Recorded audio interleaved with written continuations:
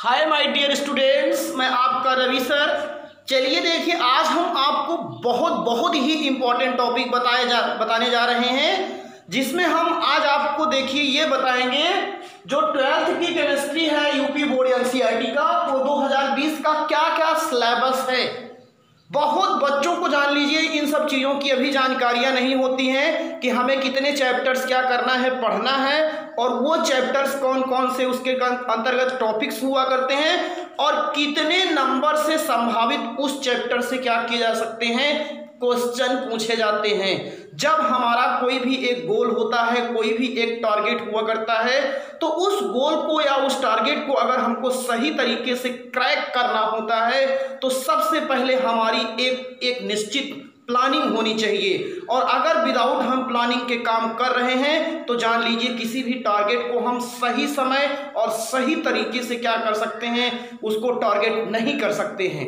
अतः अगर हमें इंटरमीडिएट की केमिस्ट्रीज में सही तरीके से आपको 95 या 96% तक अगर मार्क्स ले आना है, तो आप जान लीजिए इन वीडियो को जरूर देखें, और अवश्य इस चीज को अगर आपको बढ़िया लगे तो इसी अकॉर्डिंग आप अपनी क्या करें, तैयारी करें। क्योंकि हम लोगों का जो एक टारगेट हुआ करता है, बच्चों को टीच करने का, एक बताने का टाइटल हुआ करता है, वो यही हुआ करता है कि बच्चे जान लीजिए अगर सही तरीके से इन सब चीजों की जानकारी किए रहते हैं तो बहुत अच्छी तरीके से इसको कर सकते हैं, जान लीजिए। और आप जैसे स्टूडेंट्स हैं, ऐसे ही हमारे पढ़ाए हुए, टीच किए हुए कई ऐसे स्टूडेंट्स हैं जो हमारी बातों को, गाइडलाइंस जो दी गई थी, उन्होंने उसका पालन किया, और जिसके कारण यहाँ तक मैं बता रहा हूँ कि कहने के लिए हमारे ही स्टूडेंट्स रहे हुए बच्चे काफ़ी अच्छे ऐसे बच्चे थे। 96, 97, हाईएस्ट 97 मार्क्स तक जान लीजिएगा केमिस्ट्री में उन्होंने क्या किया है, ऑब्टेंड किया है। 96 तो बहुत बच्चों ने प्राप्त किया है, लेकिन हाईएस्ट जो है वो 97 तक पहुँचे हुए हैं। वो सब बच्चे आपको अगर जानना चाहते हैं ये ऐसे क्या उनकी स्ट्रेटजी रही होगी जिसके कारण उन्होंने क्या किया, इतना अच्छा नंबर ऑब्टेन किया, तो उसके लिए कोई एक निश्चित सबसे बड़ी चीज क्या होती है, प्लानिंग और पर डे स्टडी करनी सबसे बड़ी चीज क्या हुआ करती है, आवश्यकता होती है। और उसके साथ आपको सिलेबस की भी पूरी जानकारी होनी चाहिए। तो आज हम इस पूरे सिलेबस के बारे में आपको बताने जा रहे हैं, तो आप ध्यान दीजिए। सबसे पहली चीज, हमारी जो 12th की केमिस्ट्री की बुक है वो 11th की केमिस्ट्री की भाग ही 2 पार्ट में है, part first, part second. Part first जो हुआ करता है उसमें लगभग इनऑर्गेनिक के, मतलब अकार्बनिक रसायन के और फिजिकल केमिस्ट्री के चैप्टर हैं कुछ आपकी, और जो पार्ट सेकेंड की बुक हुआ करती है उसमें स्पेशली आपकी ऑर्गेनिक केमिस्ट्री है। ये आपको इतना याद रखना चाहिए। तो हमारी पार्ट फर्स्ट बुक जो है उसमें आप ध्यान दीजिए कौन कौन से चैप्टर हैं। सबसे पहला चैप्टर आता है ठोस अवस्था। कौन सा चैप्टर है? ठोस अवस्था। ये चैप्टर 3 अंक का है, मतलब कि 3 मार्क्स से इससे क्या किए जाते हैं, क्वेश्चन ऑब्टेन किए जाते हैं। दूसरा जो चैप्टर है इसी बुक में वो है सॉल्यूशन का, विलियन चैप्टर है, उससे 5 नंबर के क्वेश्चन आते हैं आपके। फिर अगला है वैद्युत रसायन, इलेक्ट्रोकेमिस्ट्री, इससे भी 5 मार्क्स के क्वेश्चन पूछे जाते हैं। फिर रासायनिक बलगतिकी, इसके 5 मार्क्स के क्वेश्चन पूछे जाते हैं। फिर पृष्ठ रसायन है आपका, इससे 4 मार्क्स के क्वेश्चन पूछे जाते हैं। फिर तत्वों के निष्कर्षण एवं सिद्धांत एवं प्रक्रम चैप्टर है, इससे क्या किए जाते हैं, आपके 4 मार्क्स के क्वेश्चन पूछ जाते हैं। और फिर सबसे बड़ा एक, जितना अगर इसमें मार्क की दृष्टि से देखें, नंबर के अकॉर्डिंग देखें और टॉपिक के अकॉर्डिंग देखें, तो सबसे बड़ा जो चैप्टर माना जाता है वो पी ब्लॉक का तत्व है, जिससे 7 नंबर के क्वेश्चन पूछे जाते हैं, आप जान लीजिए। और डी और एवं एफ ब्लॉक के जो तत्व हैं इससे 3 नंबर के क्वेश्चन पूछे जाते हैं। उप सहसंयोजक यौगिक जो है कोऑर्डिनेशन केमिस्ट्री है, इससे 4 नंबर के क्वेश्चन पूछे जाते हैं। तो इस तरीके से आपकी ये पार्ट भाग जो फर्स्ट की बुक है उसमें आपको 9 चैप्टर क्या करते हैं, देखने को मिलते हैं। और आप इस बुक से अगर देखेंगे तो ये आपको जो हुआ करता है, ये जो 9 चैप्टर हैं आप ध्यान दीजिएगा इस बुक में, 9 के अंतर्गत आप काउंट करेंगे तो आपको 40 मार्क्स पार्ट फर्स्ट बुक से मिलता है। 40 नंबर आपको जान लीजिए इस बुक से मिलता है। और फिर आपका जो हुआ करता है भाग सेकेंड, भाग सेकेंड में पहला लेसन है आपका हैलो एल्केन एवं हैलो एरीन्स। हैलो एल्केन और हैलो एरीन्स जो होता है इसमें 4 नंबर के क्वेश्चन पूछे जाते हैं। एल्कोहल फिनॉल ईथर बड़ा इंटरेस्टेबल चैप्टर है, आईआईटी जेईई और नीट के लिए तो बहुत ही इंपॉर्टेंट चैप्टर है ये। इसमें से 5 नंबर के क्वेश्चन पूछे जाते हैं हर साल। और एल्डिहाइड, कीटोन और कार्बोक्सिलिक इससे 5 नंबर के क्वेश्चन पूछे जाते हैं। नाइट्रोजन युक्त कार्बनिक यौगिक में से 4 नंबर पूछे जाते हैं और बायोमॉलिक्यूल से 6 नंबर। पहला देखिए यहाँ पी ब्लॉक में सबसे हाईएस्ट मार्क्स 7 नंबर था और इधर बायोमॉलिक्यूल्स जो होता है इससे 6 नंबर के क्वेश्चन पूछ जाते हैं। फिर आपका 15वां लेसन जो है वो बहुलक या पॉलीमर, उससे 3 नंबर के क्वेश्चन पूछ जाते हैं। और दैनिक जीवन में रसायन chemistry in our daily life में से 3 नंबर के क्वेश्चन पूछे जाते हैं। तो ये हमारी पूरी क्या है, यही हमारा पूरा क्या है, पिच है। इसी के अकॉर्डिंग हमको क्या करना है, काम करना है। और एक एक चैप्टर के अंतर्गत आने वाले एक एक टॉपिक को हम जितना अच्छा क्लियर करे रहेंगे, जितने अच्छे तरीके से उसको प्रिपेयर किए रहेंगे, उसी तरीके से हमारी क्या होती है, प्लानिंग होती है। और ऐसा नहीं है, अगर आप आने वाले फ्यूचर में मेडिकल या इंजीनियरिंग या किसी भी प्रकार की तैयारियां करना चाहते हैं तो वहां पर भी इन चैप्टर को बहुत ही बड़ी ध्यानपूर्वक से क्या करना पड़ता है, स्टडी करना पड़ता है। तो ये हमारे इतने लेसन हैं। अब इतने लेसन के अंतर्गत हम आपको ये बताने जा रहे हैं कि कौन कौन से टॉपिक्स हैं जो आपको बहुत केयरली पढ़ना है। सबसे पहले हम बात करेंगे सॉलिड स्टेट की। सॉलिड स्टेट जो चैप्टर है इसके अंतर्गत हम सबसे पहले ये जानेंगे कि सॉलिड स्टेट क्या होता है, ठोस अवस्था क्या होता है, क्रिस्टल कितने प्रकार के हुआ करते हैं ये जानते हैं। क्रिस्टल के अंतर्गत जैसे आपका धात्विक क्रिस्टल, आयनिक क्रिस्टल, मेटालिक क्रिस्टल, ये सब क्रिस्टल जानते हैं। फिर इसी में ही हम लोग क्या करते हैं, ब्रैग्स का इक्वेशन निकालते हैं क्रिस्टल वाले हिस्से में ही। और फिर लैटिस पॉइंट क्या होता है, यूनिट ऑफ क्रिस्टल कितने प्रकार के हुआ करते हैं, इसकी बात को जाना किया करते हैं। और फिर हम इसी चैप्टर में ही क्या किया करते हैं, क्रिस्टल के घनत्व को ज्ञात करते हैं। और घनत्व पर आधारित एक न्यूमेरिकल आपसे यूपी बोर्ड में बहुत पूछा जाता है, ये भी आप ध्यान दीजिए। फिर क्या हुआ करता है, क्रिस्टल के अंतर्गत चालकता को दोष पढ़ते हैं। दोष में जो होता है क्रिस्टल डिफेक्ट के अंतर्गत शॉटकी दोष और फ्रैंकिल दोष सबसे ज्यादा इंपॉर्टेंट किया जाने वाला क्वेश्चन होता है कि शॉटकी दोष और फ्रैंकिल दोष से बहुत क्वेश्चन हो जाते हैं सॉलिड स्टेट के अंतर्गत, आप जान लीजिएगा। फिर सॉलिड स्टेट के अंतर्गत फिर हम क्रिस्टल के अंतर्गत चालकता पढ़ते हैं, उसमें से सुचालक, कुचालक क्या हुआ करता है, और एक होता है एन आपके टाइप्स के चालक, कुचालक और अर्धचालक, और एक पी टाइप के अर्धचालक होते हैं, ये भी आपको पढ़ाएंगे। और फिर ये जो आपके सेमीकंडक्टर होते हैं इसमें चालकता का गुण कैसे पाया जाता है, इसको ज्ञात करने के लिए एक इक्वेशन दिया गया है, ब्रैग्स का इक्वेशन बताया गया है, उसको भी आपको बताया जाता है। और फिर अर्धचालकों में जो चुंबकीय गुण हुआ करता है उसमें प्रतिचुंबकी क्या होता है, अनुचुंबकी क्या होता है, लौह चुंबकी क्या होता है, ये सब चीजें आपकी सॉलिड स्टेट के अंतर्गत आने वाले मोस्ट इंपॉर्टेंट टॉपिक है सॉलिड स्टेट में।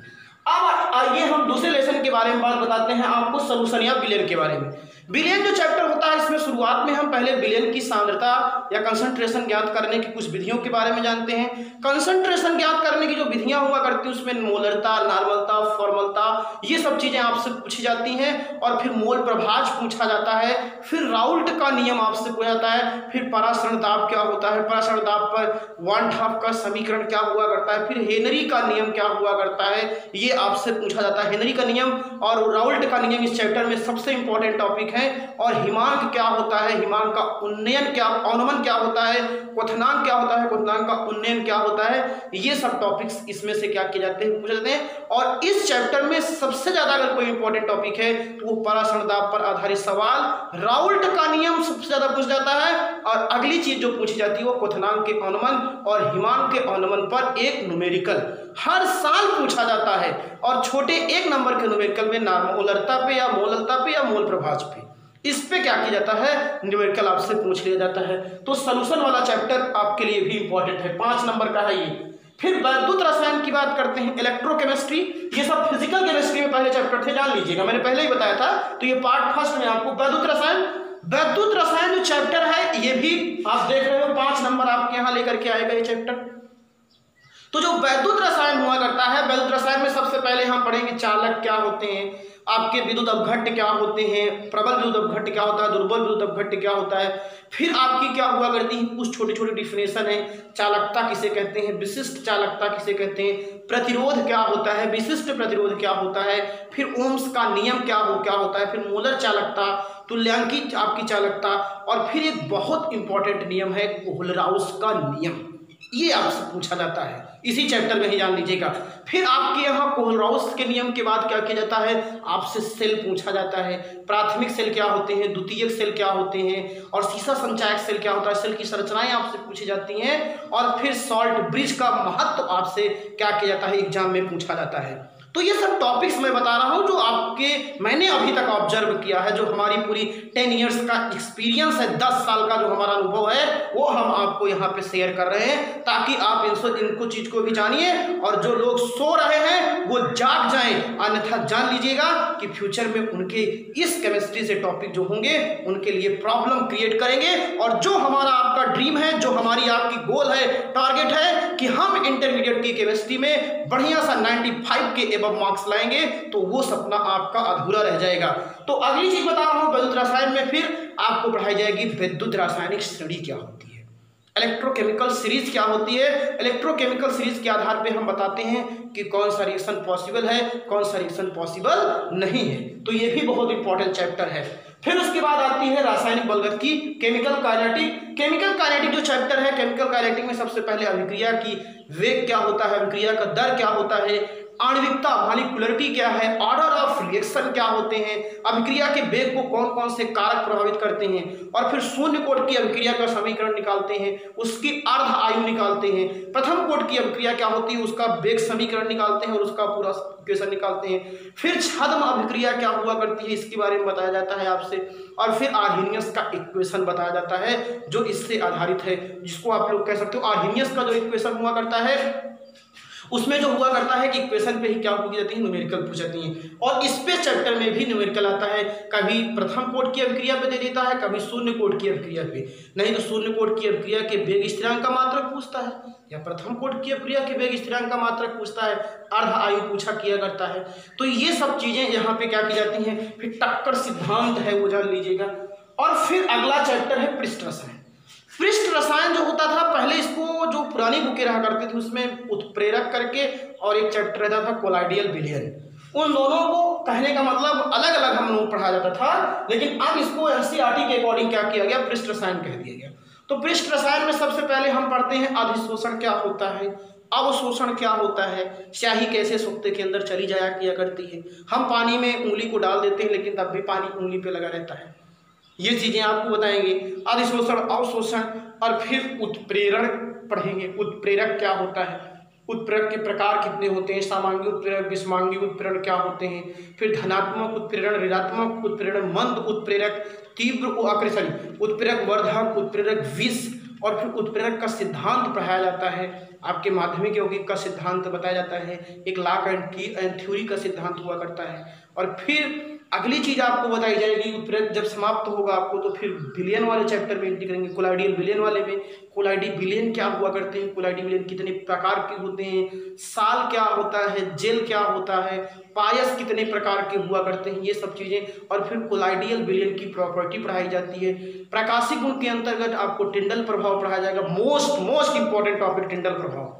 और फिर ब्राउनियम गति पढ़ाई जाएगी जो डायनामिक नेचर है। फिर वैद्युतीय गुण के अंतर्गत आपको पढ़ाया जाता है, जो वैद्युतीय गुण बताया जाता है उसके अंतर्गत इलेक्ट्रोमॉर्फिस और एनामॉर्फिस आपको पढ़ाई जाती है। और ये चीज फिर कोलाइडियल विलयन का हमारे दैनिक जीवन में क्या उपयोग है, उपयोग में जैसे आपको बताएंगे। फिर उसके बाद बहुआण्विक कोलाइड क्या होते हैं, नैनो मटेरियल्स क्या होते हैं, ये सब चीजें आपके पृष्ठ रसायन के अंतर्गत देखने को मिलती हैं। इसमें ब्राउनियम मोशन सबसे इंपॉर्टेंट और टिंडल प्रभाव आई होप। फिर तत्वों का निष्कर्षण सिद्धांत एवं प्रक्रम।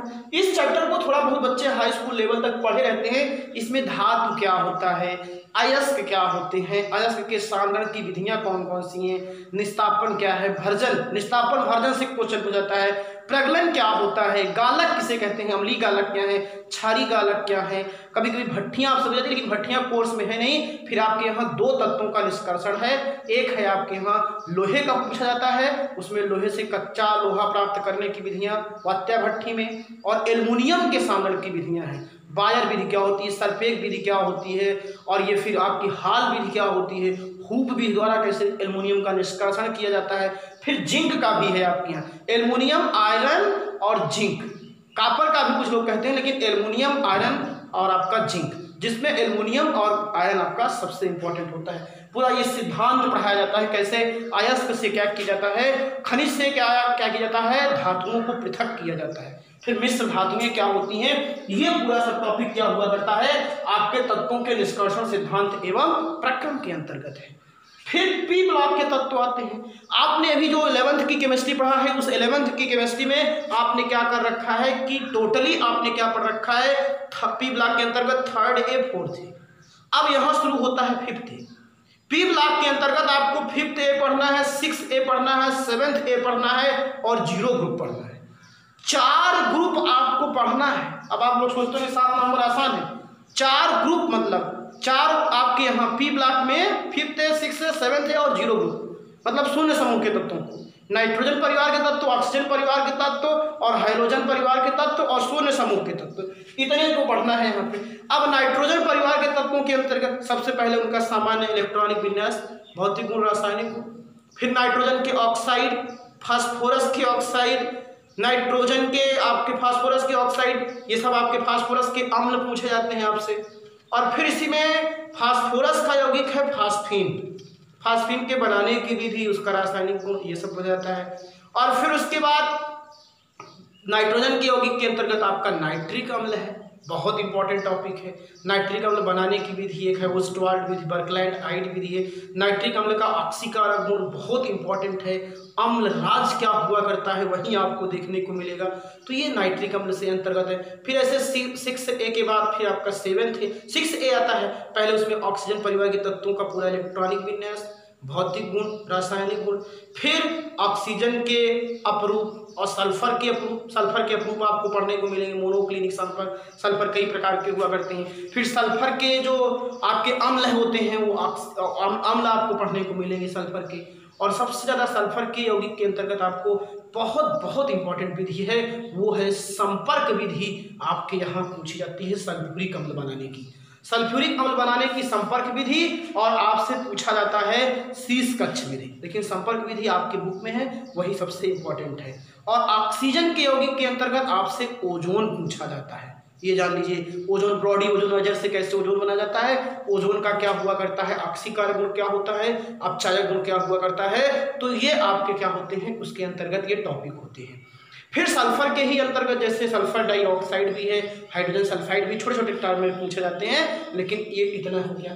फिर इसी ही चैप्टर के अंतर्गत 7th A है, हैलोजन परिवार के तत्व, उनका जनरल प्रॉपर्टी, उनकी फिजिकल प्रॉपर्टी, इलेक्ट्रॉनिक कॉन्फ़िगरेशन। फिर हैलोजन चैप्टर के ही अंतर्गत एक पूछा जाता है इनर हैलोजन क्या होते हैं, इनर हैलोजन रंगीन क्यों होते हैं, ये हो जाता है। फिर क्लोरीन बनाने की विधियाँ हैं आपके यहाँ, क्लोरीन की कौन सी विधि है, डिकन विधि, बहुत इंपॉर्टेंट टॉपिक है, जान लीजिएगा। क्लोरीन बनाने की डिकन विधि, उसकी भौतिक गुण, रासायनिक गुण और उसका उपयोग क्या होता है, ये इसके अंतर्गत है। फिर आपके यहाँ पे डी और एफ ब्लॉक आता है। डी ब्लॉक का पहले पूरा general electronic configuration, D block के कितने हैं, 3D क्या है, 4D क्या है, 3D के पूरी सीरीज का इलेक्ट्रॉनिक विन्यास, फिर 4D का पूरा इलेक्ट्रॉनिक विन्यास, और फिर 3D के ही अंतर्गत आपको डी ब्लॉक के तत्वों की फिजिकल क्या कह सकते हो कि इनको संक्रमण तत्व क्यों कहा जाता है, ये बताया जाता है। तो उसमें इनकी धात्विकता क्या होती है, इनकी ऑक्सीकरण संख्या कैसी बदलती है, इनमें विद्युतीय गुण का, चुंबकीय गुण कौन कौन सा होता है, और इनमें रंगीन आयन कैसे बनाने का गुण होता है, ये संकर यौगिक कैसे बनाती है डी ब्लॉक का। और जैसे ही डी ब्लॉक का वैसे एफ ब्लॉक का। एफ ब्लॉक में 2 सीरीज है, एक लैंथेनाइट सीरीज है और एक्टिनाइट सीरीज है। लैंथेनाइट का इलेक्ट्रॉनिक विन्यास और एक्टिनाइट का इलेक्ट्रॉनिक विन्यास, पूरा 100 तक आप इलेक्ट्रॉनिक विन्यास सीख जाओगे। और यही लैंथेनाइट और एक्टिनाइट में से ही एक होता है लैंथेनाइट संकुचन और एक्टिनाइट संकुचन होता है, वो पूछा जाता है। और लैंथेनाइट और एक्टिनाइट श्रेणी के तत्वों में क्या समानता है और क्या असमानता है, ये आपसे लैंथेनाइट और ये, तो इस तरीके से यह ब्लॉक के तत्व समाप्त होते हैं। फिर उप सहसंयोजक यौगिक, coordination chemistry, they are most important chapter without 4। इसके अंतर्गत 4 नंबर के आपसे क्वेश्चन पूछे जाते हैं। तो जो ये 4 नंबर का क्वेश्चन हो जाता है उप सहसंयोजक रसायन या यौगिक वाला चैप्टर, इसमें से आप सुनिए सबसे पहले डबल सॉल्ट क्या होता है, फिर जटिल सॉल्ट क्या होता है, फिर उप सहसंयोजक यौगिक से संबंधित परिभाषाएं पूछ जाती हैं, सेंट्रल मेटल आयन क्या होता है, लिगेंड्स कितने प्रकार होते हैं, monodentate ligand, bidentate ligand, tridentate ligand, ये सब चीजें आपसे पूछ जाती हैं। चीलेट्स क्या होता है, और फिर कोऑर्डिनेशन कंपाउंडों का क्या पूछा जाता है आपसे, नॉमेनक्लेचर, आईपीएससी में उप सहसंयोजक यौगिकों का कैसे आईपीएससी नेम आप बनाएंगे, और उप सहसंयोजक यौगिकों की एक थ्योरी आपके यहाँ है, उसको बर्नर की कोऑर्डिनेशन थ्योरी कहा किया करते हैं, वो आपसे, और फिर बैलेंस बॉन्ड थ्योरी आपसे हो जाता है, और फिर एक होती है प्रभावी नाभ की संख्या, इफेक्टिव एटॉमिक नंबर, जिससे किसी कोऑर्डिनेशन कंपाउंड की स्टेबिलिटी को बताई जाती है कि वो कैसा स्टेबल होगा, कैसा अनस्टेबल होगा। और बैलेंस बॉन्ड थ्योरी से भी क्वेश्चन इसी चैप्टर से ही आते हैं। तो ये उप सहसंयोजक यौगिक होता है। तो इतने चैप्टर हैं आपकी भाग 1 बुक में, पार्ट फर्स्ट में। अब आप विचार कर लीजिए कि हम केवल टॉपिक का नाम बता रहे हैं, इतने टॉपिक हैं और आप अभी भी सो रहे हैं, इसीलिए आप जाग जाइए, सोइए नहीं, आप जान लीजिएगा। एक एक टॉपिक को एक एक बार नहीं कई बार पढ़ते हैं तब जाकर के वो क्लियर होता है। तो ये भाग 1 के बाद अब आइए हम भाग 2 की बात करें। हैलो एल्केन्स और हैलो एरीन्स ये सब ऑर्गेनिक के चैप्टर हैं। हैलो एल्केन क्या होते हैं, एल्केन के वर्गीकरण क्या होता है, एल्केन का नामकरण आपसे पढ़ना है, एल्केन की बनाने की विधियां हैं, एल्केन का रासायनिक गुण क्या होता है, एल्केन का भौतिक गुण क्या होता है ये, और फिर हैलो एरीन्स क्या होती हैं, हैलो एरीन का वर्गीकरण क्या होता है, हैलो एरीन्स की बनाने की विधियां क्या हुआ करती हैं, रासायनिक गुण क्या होता है, ये सब पढ़ा जाएगा। फिर एल्कोहल क्या होता है, प्राथमिक एल्कोहल, द्वितीयक एल्कोहल, तृतीयक एल्कोहल, प्राथमिक द्वितीयक तृतीयक एल्कोहल को विभेद करने की विधियां कौन सी है, ऑक्सीकरण विधि होती है, लुकास अभिकर्मक विधि होती है, फिर एल्कोहल बनाने की विधि, और फिर रासायनिक गुण, और फिर उपयोग ये। और ऐसे फिनॉल क्या होते हैं, फिनॉल के नॉमेनक्लेचर सिस्टम क्या है, फिनॉल के व्युत्पन्न क्या होते हैं, और फिनॉल का बनाने की विधि बहुत इंपॉर्टेंट है, उसमें कई नेम रिएक्शन आपको देखने को मिलते हैं। और रासायनिक गुण में भी इसके कई name reaction, Rymer टीमन अपक्रिया, Kolbe Schmitt अपक्रिया, ये सब इस फिनॉल के अंतर्गत आने वाली है। फिनॉल से फिनोल्फथलीन कैसे बनाया जाता है, फिनॉल से जान लीजिए फिनोल्फथलीन, फिनॉल से आपका पूछा जाता है सैलिसिलिक अम्ल कैसे बनाया जाता है। तो ये सब इसमें बहुत बहुत गटर मैन अपक्रिया, गटर कोच मैन अपक्रिया, नेम रिएक्शन फिनॉल में एक तरफ से भरे हुए हैं। फिर ईथर क्या होता है, ईथर को बनाना, ईथर का पहले नाम वर्गीकरण, फिर उसका नामकरण, फिर प्रिपरेशन मेथड, और ईथर के प्रिपरेशन में विलियम संश्लेषण एकदम हिट रिएक्शन है, ये आप जान लीजिए। और फिर उसकी केमिकल प्रॉपर्टी ये भी जान लीजिए, फिर उपयोग ईथर का। फिर आइए एल्डिहाइड में, एल्डिहाइड और पूरा हम पढ़ेंगे एल्डिहाइड क्या होते हैं, एल्डिहाइड कितने प्रकार के होते हैं, एल्डिहाइड के अंतर्गत एल्डिहाइड के बनाने की विधियां जैसे आपको बताई जाएगी, रोजेनमुंड प्रिपरेशन मेथड आपसे पूछा जाएगा, नेम रिएक्शन इसमें है। और फिर कीटोन के अंतर्गत आपसे पूछा जाएगा, एल्डिहाइड के अंतर्गत और रिएक्शन है आपको बता दे रहे हैं, कैनिजारोड क्रिया है, क्रॉस कैनिजारोड क्रिया है, और फिनॉल से आपसे वो फॉर्मल्डिहाइड से यूरोट्रोपिन कैसे बनाया जाता है, बहुत इंपॉर्टेंट रिएक्शन है, वो जान लीजिएगा।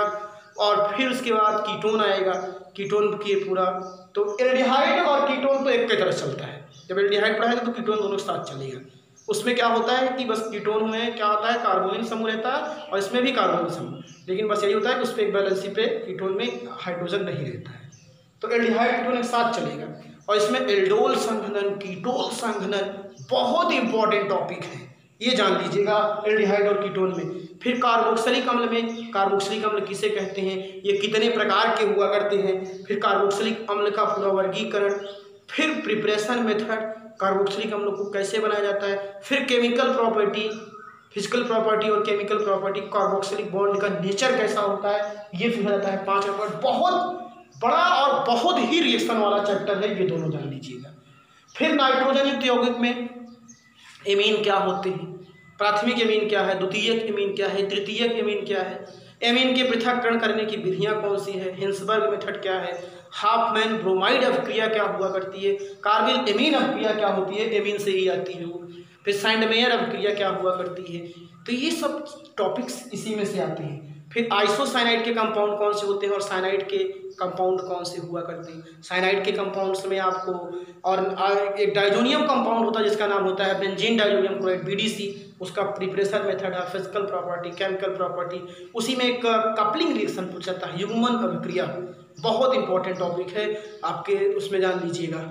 और फिर जैव, और बहुत बड़ा चैप्टर, बहुत इंपॉर्टेंट चैप्टर, 6 नंबर का चैप्टर, बायोमॉलिक्यूल्स क्या हुआ करते हैं, फिर कार्बोहाइड्रेट्स क्या होता है, कार्बोहाइड्रेट का पूरा वर्गीकरण, मोनोसैकेराइड, डाइसैकेराइड क्या, ओलिगोसैकेराइड, फिर ओलिगोसैकेराइड के अंतर्गत डाइसैकेराइड, ट्राइसैकेराइड, पॉलीसैकेराइड, पॉलीसेकेराइड अलग है, सबका उदाहरण। फिर डाईसाइक्लिक मोनोसेकेराइड के तहत आपको पूरा ग्लूकोज पढ़ाया जाएगा, ग्लूकोज का स्ट्रक्चर बताया जाएगा, खुली हुई संरचना, बंद संरचना, ग्लूकोज की अल्फा डी संरचना, बीटा डी संरचना, हैवर्थ संरचना, पायरेनास स्ट्रक्चर, फिर ग्लूकोज के प्रिपरेशन के मेथड और फिर ग्लूकोज की केमिकल प्रॉपर्टी, एल्डिहाइड समूह के कारण, फिर इसके हाइड्रोक्सिल समूह के कारण ग्लूकोज से कैसे ग्लूकोसाजोल बनाया जाता है, ग्लूकोज से सर्बिटाल कैसे बना जाता है, ग्लूकोज से ग्लूकोनिक अम्ल कैसे बनाया जाता है।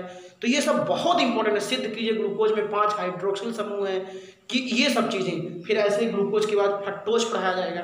फ्रक्टोज है उतना, लेकिन उतना हद तक नहीं था जितना ग्लूकोज आता है। फ्रक्टोज का स्ट्रक्चर पूछा जाएगा, फ्रक्टोज के प्रिपरेशन की मेथड, फ्रक्टोज की केमिकल प्रॉपर्टी क्या होती है, फ्रक्टोज का स्ट्रक्चर क्या होता है, फ्रक्टोज से फ्रक्टोसाजोल, फ्रक्टोज से मैनिटॉल कैसे बनाया जाता है, ये सब चीज़ें। फिर आगे आपको बताया जाता है न्यूक्लिक अम्ल क्या होता है, डीएनए क्या है, आरएनए क्या होता है। फिर विटामिन आपको पढ़ाया जाएगा, विटामिन कितने प्रकार के होते हैं, जल में घुलनशील विटामिन, वसा में घुलनशील विटामिन, सबका रासायनिक नाम, अणुसूत्र, ये अवश्य आपके यहाँ क्वेश्चन आता है विटामिन वाला। फिर आपसे प्रोटीन पूछा जाता है, प्रोटीन क्या होते हैं, प्रोटीन का विकृतीकरण क्या होता है, प्रोटीन की अल्फा संरचना, प्राथमिक संरचना, द्वितीयक संरचना, तृतीयक संरचना प्रोटीन की पूछी जाती है। एमिनोकरण क्या होता है, अमीनो एसिड क्या होते हैं, ज्यूटर आयन क्या होते हैं, आइसोलेटिकल पॉइंट क्या होता है, ये इसी टॉपिक से पूछा जाता है। फिर एंजाइम्स क्या होते हैं, एंजाइम तो यहीं पे पूछा जाता है पृष्ठ रसायन वाले में भी, इसलिए यहाँ पढ़ लेते हैं तो यहाँ पे भी एंजाइम्स की क्या होते हैं, एंजाइम कितने प्रकार के हुआ करते हैं, या एंजाइम उत्प्रेरण क्या होता है, ये टॉपिक यहाँ पे भी पूछा जाता है। फिर बहुलक वाले चैप्टर में बहुलक किसे कहते हैं, बहुलक कितने प्रकार के होते हैं, और संश्लेषित बहुलक क्या होते हैं, प्राथमिक आपके असंश्लेषित बहुलक क्या होते हैं, पीवीसी क्या है, टेफ्लॉन क्या है, नायलॉन क्या है, टेरिलीन क्या है, डिक्रान क्या है, पॉलिस्टर क्या हुआ करते हैं, रबर क्या होती है, प्राकृतिक रबर क्या है, कृत्रिम रबर क्या हुआ करती है, रबर का बल्कनीकरण क्यों किया जाता है, रबर में सल्फर क्यों मिलाई जाती है।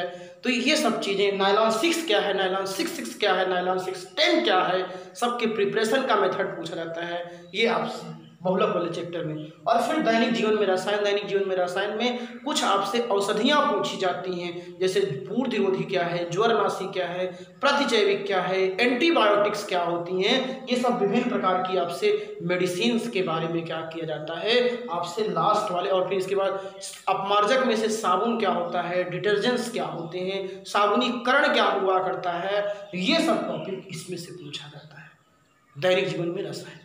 तो आई होप अब आप इस पूरे सिलेबस को देखने के बाद आपको अच्छी तरीके से कंफर्म हुआ होगा कि हमारा सफ़र बहुत लंबा है, लेकिन हम ऐसे इंसान हैं, हमारे अंदर इतना स्टेमिना है और हमारी सोच ऐसी है कि हम अगर चाहेंगे तो प्रतिदिन कंटिन्यूअस, दिन भर में आप जानते हो 24 घंटे होते हैं, और 24 घंटे में आप जानते हो घंटे में 60 मिनट होता है, और 1 मिनट में 60 मिनट में ये होता है, 1 मिनट में 60 सेकेंड होता है।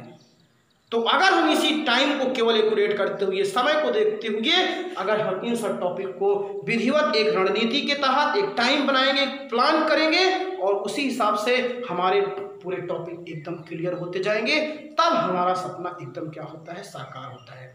और ऐसा कोई काम नहीं है जिसे इंसान ने नहीं किया, हम करते हैं और आप करते हो, और वो दिन आता है और मैंने लाया भी है।